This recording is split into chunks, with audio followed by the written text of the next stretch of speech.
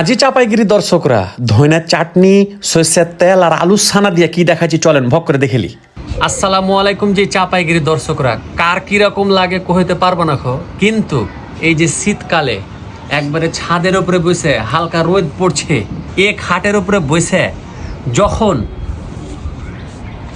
এক থালি ভাতে খানিক লিবেন মনে করেন যে ধইনার চাটনি, ওফ ধইনার চাটনি, আর এই ধইনার চাটনির সুতে একবারে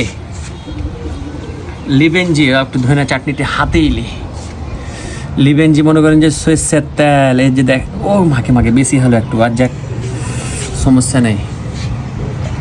আর যখন সাথে ফের থাকবে আলুর সানাজি, এগলে দিয়ে যে খাইতে কত ভালো লাগে জি, বাপরে বাপ।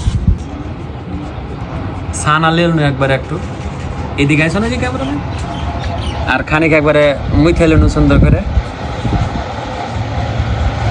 বিসমিল্লাহ।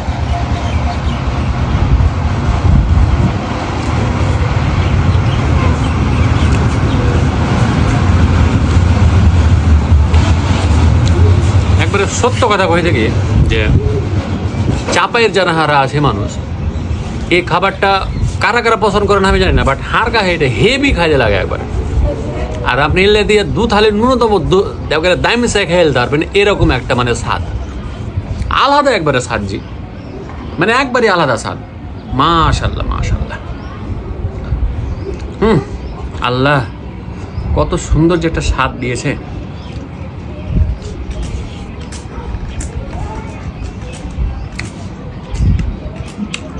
ঠিক আছে, আপনারাও আপনাকে গীতানের কাছে খাইতে চাইবেন তো ধন্যবাদ সবাইকে ভিডিওটা দেখার লাগে। আসসালামু আলাইকুম।